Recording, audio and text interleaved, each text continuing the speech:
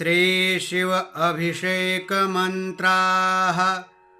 ॐ पयः पृथिव्यां पय ओखधिखोपयो दिव्यन्तरिक्षे पयोधाः पयस्वतीः प्रदिशः सन्तो मह्यं मा कामधेनुसमुद्भूतं सर्वेषां जीवनं परं पावनं यज्ञहेतुश्च पयः स्नानाय गृह्यताम्।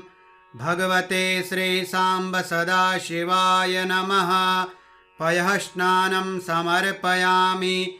पयः स्नानान्ते शुद्धोदकस्नानं समर्पयामि। शुद्धोदकस्नानान्ते आचमनीयं जलं समर्पयामि। ॐ दधिक्राब्णो अकारिखं जिष्णोरस्वस्य वाजिनः सुरभिनो मुखा करत्प्रण आयुगुं खेतारिखत पयसस्तु समुद्भूतं मधुराम्लं शशिप्रभं दध्यानीतं मया देव स्नानार्थं प्रतिगृह्यताम्। भगवते श्रीसाम्ब सदाशिवाय नमः।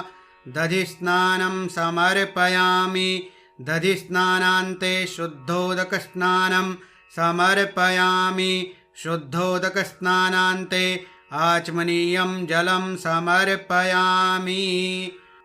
ॐ घृतं मिमिक्षे घृतमस्य जो निर्घृते श्रितो घृतं वस्य धाम अनुक्वधमा वह मादयस्व स्वाहा क्रतं वृषभवक्षि हव्यां नवनीतसमुत्पन्नं सर्वसन्तोषकारकं घृतं तुभ्यं प्रदास्यामि स्नानार्थं प्रतिगृह्यताम्। भगवते श्रीसाम्ब सदाशिवाय नमः। घृतस्नानं समर्पयामि। घृतस्नानान्ते शुद्धोदकस्नानं समर्पयामि। शुद्धोदकस्नानान्ते आचमनीयं जलं समर्पयामि। ॐ मधुवातारितायते मधुशरन्ति सिन्धवः माध्वीर्नः सन्तोखधीः मधुनक्तमुतोखसो मधुमत्पार्थिवगुं रजः मधुद्यौरस्तु नः पीता मधुमान्नो वनस्पतिर्मधुमा अस्तु सोर्जः माध्वीर्गावो भवन्तु नः। पुष्परेणुसमुत्पन्नं सुस्वादुमधुरं मधु तेजः पुष्टिकरं दिव्यं स्नानार्थं प्रतिगृह्यताम्। भगवते श्रीसाम्ब सदाशिवाय नमः। मधुस्नानं समर्पयामि। मधुस्नानान्ते शुद्धोदकस्नानं समर्पयामि। शुद्धोदकस्नानान्ते आचमनीयं जलं समर्पयामि। ॐ अपागुंरसमुद्वयसगुं सोर्जे सन्तगुं समाहितम् अपागुंरसस्य जोरसस्तम्भो गृह्णाम्युतममुपयामगृहीतो सेन्द्राय त्वाजुष्टं गृह्णाम्येखते जोनिरिन्द्राय त्वाजुष्टतमम्। इक्षुसारसमुद्भूतां शर्करां पुष्टिदां शुभां मलापहारिकां दिव्यां स्नानार्थं प्रतिगृह्यताम्। भगवते श्रीसाम्ब सदा शिवाय नमः। शर्करास्नानं समर्पयामि। शर्करास्नानान्ते शुद्धोदकस्नानं समर्पयामि। शुद्धोदकस्नानान्ते आचमनीयं जलं समर्पयामि। ॐ पञ्चनद्यः सरस्वतीमपि यन्ति सस्रोतसः सरस्वती तु पञ्चधासो देशे भवत्सरिता पयोदधिघृतं चैव मधु च शर्करान्वितं पञ्चामृतं मया नीतं स्नानार्थं प्रतिगृह्यताम्। भगवते श्रीसाम्ब सदाशिवाय नमः।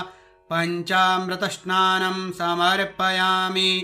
पञ्चामृतस्नानान्ते शुद्धोदकस्नानं समर्पयामि। शुद्धोदकस्नानान्ते आचमनीयं जलं समर्पयामि। ॐ अगुंशोनाते अगुंशोः पृच्यतां परुखापरुः गन्धस्ते सोममवतो मदाय रसो अच्युतः मलयाचलसम्भूता चन्दनेन विमिश्रितम् इदं गन्धोदकस्नानं कुङ्कुमाक्तं नु गृह्यताम्। भगवते श्रीसाम्ब सदाशिवाय नमः। गन्धोदकस्नानं समर्पयामि।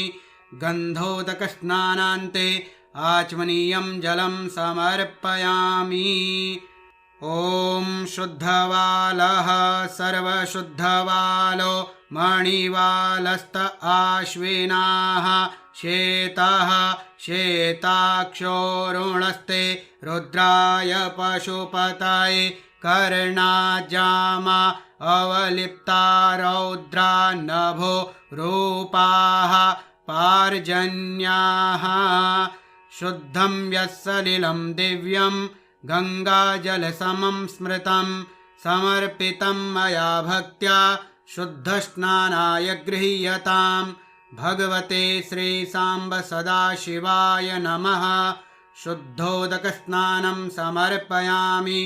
शुद्धोदकस्नानान्ते आचमनीयं जलं समर्पयामि। ॐ नमस्ते रुद्रमन्यव उतोतैखवे नमः। बाहुभ्यामुत ते नमः। जाते रुद्रशिवा तनोरघोरा पापकाशिनी तया नस्तन्वाशन्तमया गिरिशन्ताभिचाकशीः। जामिखुङ्गिरिशन्तहस्ते बिभर्षस्तवे शिवाङ्गिरित्रताङ्कुरुमा हि गुंसेः पुरुखं जगत शिवेन वचसा त्वा गिरिशाच्छा वदामसि। जथा नः सर्वमिज्जगदयक्ष्मगुं सोमना असत अध्यवोचदधिवक्ता प्रथमो दैव्योऽभिखक। अहिश्च सर्वाञ्जं भयन् सर्वाश्च जातो धान्यो धराचेः परासुव असौजस्ताम्रो अरुण उत बभ्रः सोमङ्गलः। जे चैनगुं रुद्रा अभितो दिक्षुश्रिताः सहस्रशो वैखागुंहेड इमहि। असौजो वसर्पति नीलग्रीवो विलोहितः ओतैनङ्गोपा अदृश्रन्नदृश्रन् नोदहार्जः सदृष्टो मृडयाति नः। नमोऽस्तु नीलग्रीवाय सहस्राक्षाय मीढुके अथो जे अस्य सत्त्वानो हन्तेभ्यो करन् नमः। प्रमुञ्च धन्वनस्तमुभयो राज्ञोर्जाम्म जाश्च ते हस्त इखवः पराता भगवो वप। विजन्धनुः कपर्दिनो विशल्यो बाणवाङ् उत अनेशन्नस्य जा इखव आभूरस्य निखङ्गधिः। जाते हेतिर्मेढुष्टमहस्ते बभूवते धनुः तयास्मान् विश्वतस्त्वमयक्ष्म्या परिभुजा परिते धन्वनो हेतिरस्मान् वृणक्तो विश्वतः। अथो ज इखुधिस्तवारे अस्मिन्निधेहितम् अवतत्य धनुष्ट्वगुं सहस्राक्षशते खुधे निशीर्जशल्यानां मुखा शिवो नः। सोमना भव नमस्त आयुधाय नातताय धृष्णवे उभाभ्यामुत ते नमो बाहुभ्यां तव धन्वने मानो महान्तमुत मानो अर्भकं मान उक्षन्तमुत मान उक्षितं मानो वधीः पितरं मोत मातरं मानः प्रियास्तन्वो रुद्ररीरिखः मानस्तोके तनये मान आयुखिमानो गोखुमानो अश्वेखुरीरिखः मानो वीरान् रुद्रभामिनो वधीरेह विखमन्तः सदमित्वा हवामहे। ॐ भगवते श्रीसाम्ब सदा शिवाय नमः।